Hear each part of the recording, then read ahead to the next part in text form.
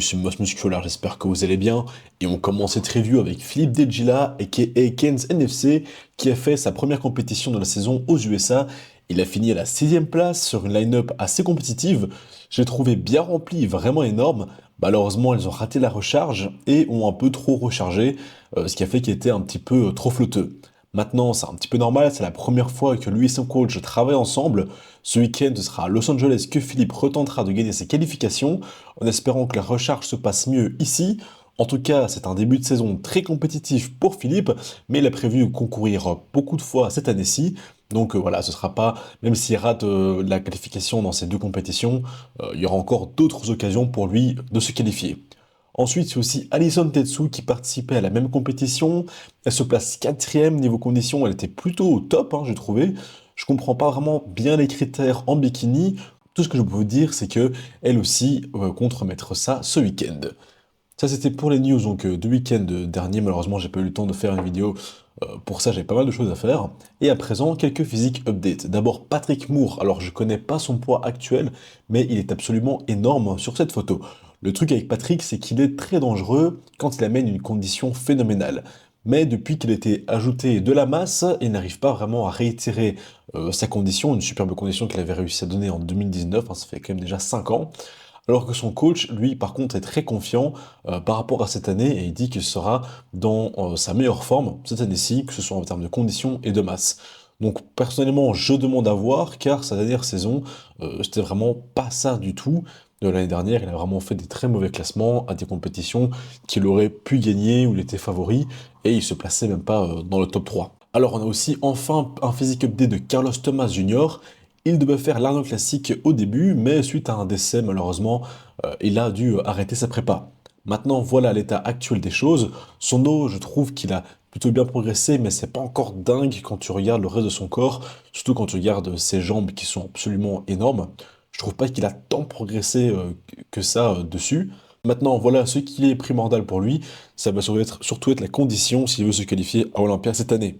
Il y a de plus en plus de gros athlètes qui concourent pour le moment, qui sont aussi à la recherche d'une qualification. Je parle par exemple de Nexila ou de Good Vito, et qui sont clairement aussi des mass monsters, et qu'on a pu le voir les trois, ce ne sont plus nécessairement les mass monsters qui font la gagne, mais les physiques un peu plus esthétiques et un peu plus secs prennent un peu plus le dessus. Donc voilà, ce ne sera pas non plus gagné pour lui s'il vient uniquement avec sa masse.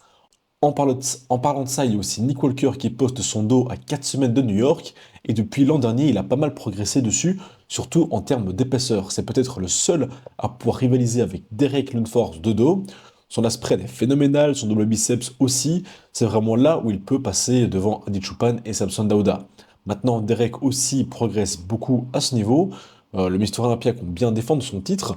Donc à voir si Nick arrivera à rivaliser avec un Derek 2.0. Alors j'ai croisé au Philibo, malheureusement j'ai pas eu le temps de faire une photo avec lui parce que je faisais la file pour pouvoir voir Ronnie Coleman. Donc il est passé juste à côté de moi. Bon, il est pas très grand, Derek Lundford, mais il faut dire qu'il est quand même assez impressionnant. Il est vraiment très très très très musclé, vraiment très rempli, très plein. Maintenant, je trouve vraiment que c'est pas le physique le plus esthétique, malgré le fait qu'il a une taille très fine et un vacuum. C'est vraiment pas un physique pour moi qui m'attire. Je trouve aussi qu'il manque beaucoup de bras, surtout de triceps. Alors il a un gros dos, ça c'est sûr, mais voilà, je préférais plutôt un physique à la Hadi pour quelqu'un qui est plus ou moins dans la même taille en termes de proportion. Et donc pour finir, un physique update de Stéphane Matala après 6 semaines, je pense, de début de préparation.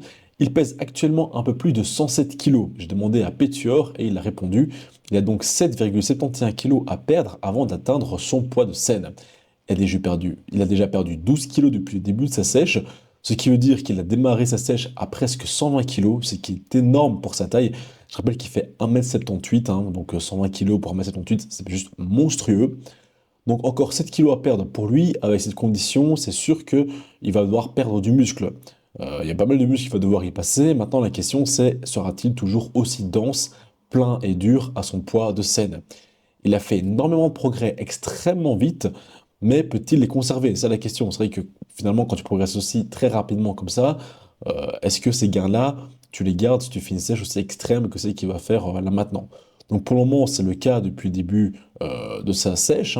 Il a réussi à garder ses gains sans aucun problème. Maintenant, voilà, c'était la phase facile. Maintenant, ce sont les choses sérieuses qui vont commencer. Et plus ça va avancer, plus ça va devenir difficile. Et plus il va falloir vraiment aller chercher très très loin dans la sèche.